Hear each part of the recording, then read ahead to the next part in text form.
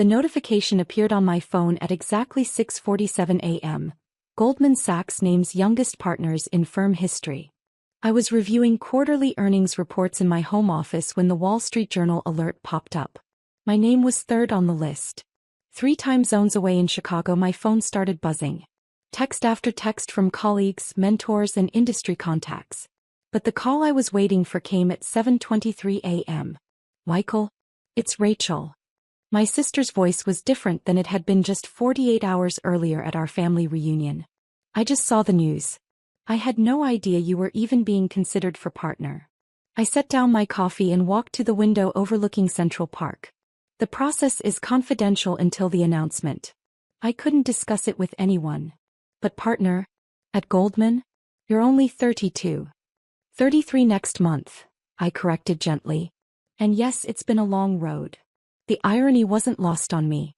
Just 2 days earlier, Rachel had cornered me at Uncle Tom's backyard barbecue in suburban Illinois, explaining to our assembled relatives why my career in finance was essentially a dead end.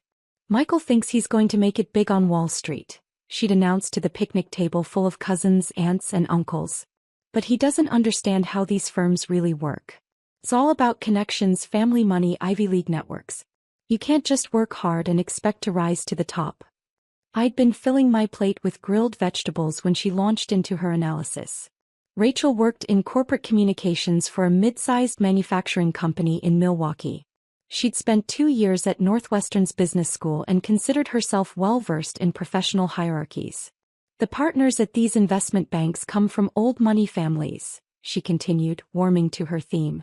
Their fathers are CEOs, their grandfathers founded companies. Michael graduated from state school. He doesn't have those advantages.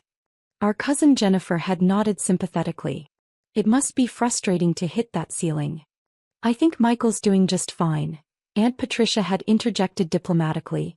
Oh, he's doing fine, Rachel agreed. I'm sure he makes decent money. But partner? At Goldman Sachs? That's a different league entirely. Those positions are reserved for people with serious connections. I'd continued loading potato salad onto my plate, listening to Rachel's detailed explanation of why my career trajectory was fundamentally limited by my background. She meant well, I knew. Rachel had always been protective even when we were kids. She worried about me setting unrealistic expectations. The financial industry is incredibly hierarchical, she'd explained to the table. There are invisible barriers that most people don't see until they hit them. Michael's talented, but talent alone isn't enough at that level. Uncle Tom had changed the subject to the Cubs' chances this season, and the conversation had moved on. But Rachel's words had echoed the doubts I'd wrestled with throughout my career. She wasn't wrong about the industry's reputation for favoring certain backgrounds.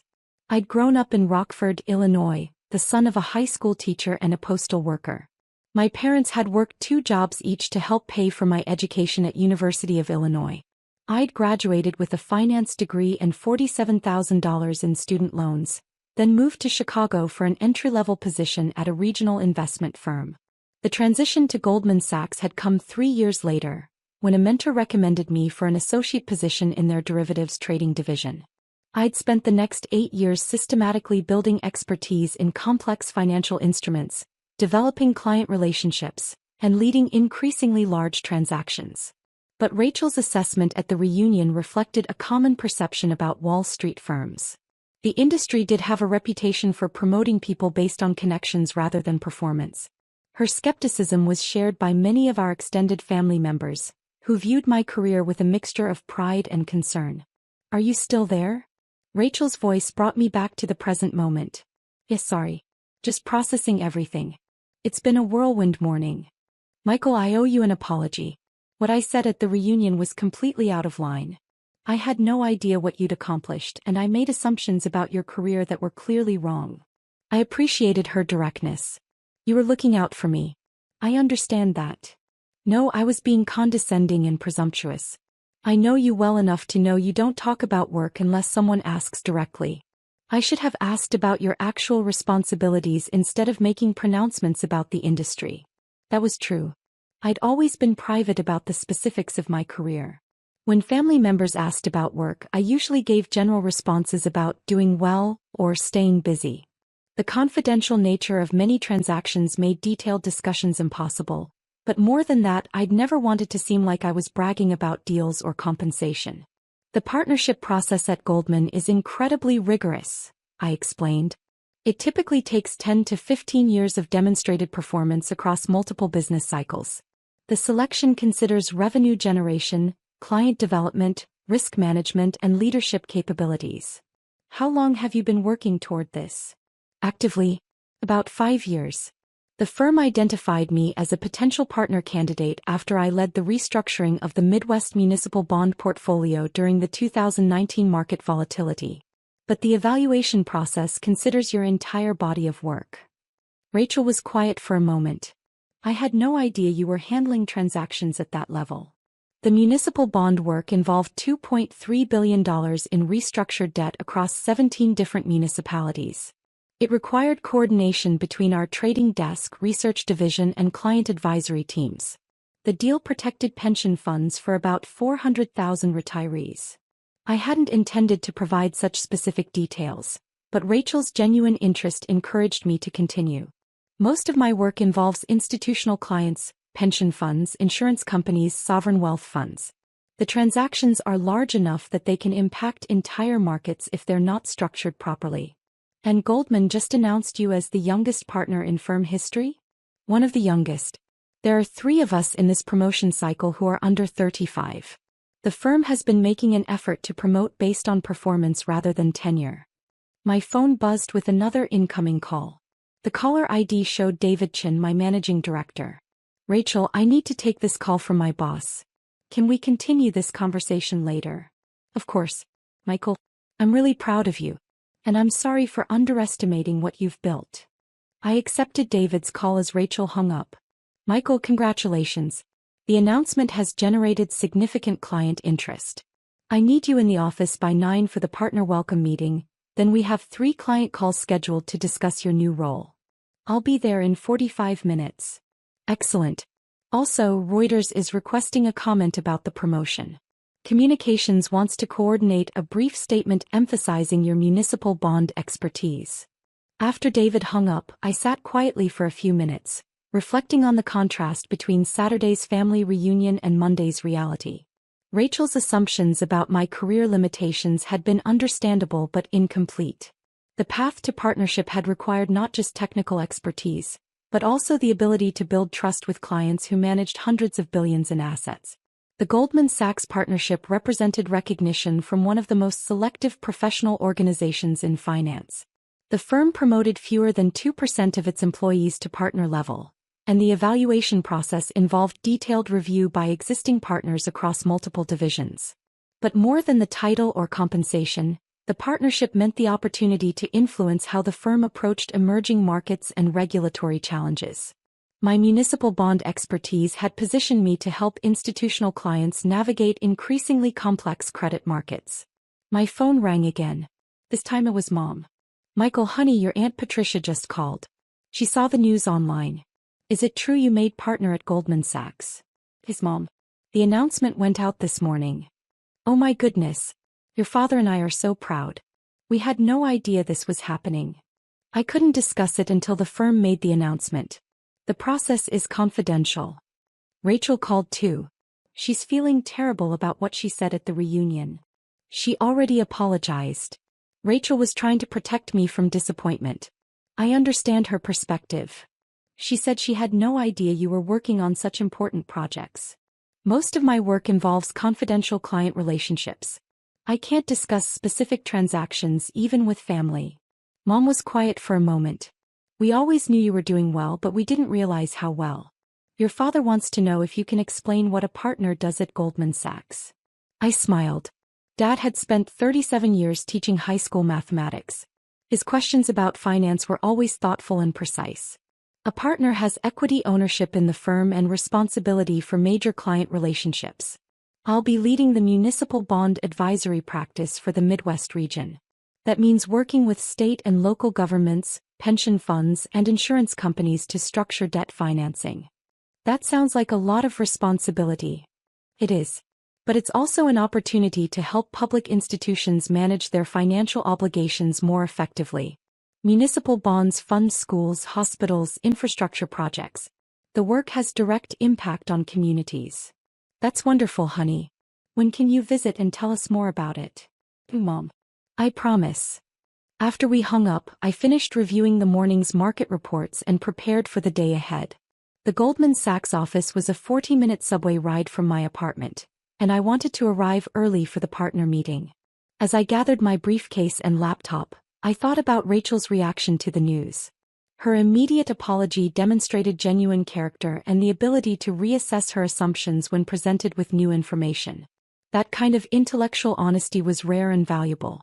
The family reunion conversation had stung at the time, not because Rachel's assessment was malicious, but because it reflected broader misperceptions about meritocracy in finance. The industry did have legitimate issues with diversity and inclusion, but it was also true that performance and expertise could overcome background disadvantages. My path to partnership had required not just technical competence, but also the emotional intelligence to build relationships with clients from vastly different backgrounds. The municipal bond work involved everything from small-town mayors to sovereign wealth fund managers. Success required the ability to translate complex financial concepts into clear recommendations tailored to each client's specific circumstances. The subway ride to Lower Manhattan gave me time to review the day's agenda. Beyond the partner welcome meeting, I had scheduled calls with 3 major institutional clients who wanted to discuss expanded advisory relationships. The partnership announcement had enhanced my credibility with clients who valued the firm's recognition of my expertise. At 8:47 a.m. I walked through the Goldman Sachs lobby for the first time as a partner. The morning routine was familiar: security badge, elevator to the 32nd floor, brief conversations with colleagues, but the context had fundamentally changed. David Chin met me at the elevator bank. Michael, ready for the big leagues? Absolutely. What's the agenda for the partner meeting? Standard welcome presentation, then individual meetings with division heads to discuss your expanded responsibilities. The real work starts tomorrow when you begin managing the institutional client portfolio. The partner welcome meeting included 6 other newly promoted professionals from different divisions. The presentation covered the firm's strategic priorities, partnership responsibilities, and performance expectations. The tone was congratulatory but businesslike. Partnership was an achievement, but also the beginning of greater accountability. During the lunch break, I called Rachel back. "How's your first day as partner?" she asked. "Busy but good. Lots of new responsibilities to learn." "Michael, I've been thinking about our conversation at the reunion. I realize I've been making assumptions about your career for years without actually asking about your work." "What do you mean?" "I assumed you were stuck in some middle management role because you never talked about specific projects or achievements. I interpreted your modesty as evidence that you weren't advancing." That was perceptive. I had deliberately downplayed my career progression, partly from professional discretion but also from concern about seeming pretentious to family members with different career backgrounds. "I probably could have been more open about the work I was doing," I admitted. "No, that's my fault. I should have asked better questions instead of making pronouncements about an industry I don't really understand." "Rachel, you've always been protective of me. I appreciate that even when your assumptions were off base. I want to understand your work better. Could you explain what municipal bond advisory actually involves?" I appreciated her genuine interest. Municipal bonds are debt securities issued by state and local governments to fund public projects. When a city needs to build a new school or repair infrastructure, they issue bonds to raise the necessary capital. My job is to help them structure those offerings in ways that minimize borrowing costs while meeting investor requirements. "So you're helping governments save money on debt financing?" "Exactly. Poor structuring can cost a municipality millions of dollars in unnecessary interest payments over the life of the bond. Good advisory work protects taxpayer resources while ensuring that essential projects get funded." That's actually really meaningful work. It is. The municipal bond market provides about $400 billion annually in funding for schools, hospitals, roads, water systems. The advisory work has direct impact on communities across the country. Rachel was quiet for a moment. "I had no idea your work involved such important public policy implications. Most people think of investment banking as purely profit-focused, but there's a significant public interest component to municipal finance.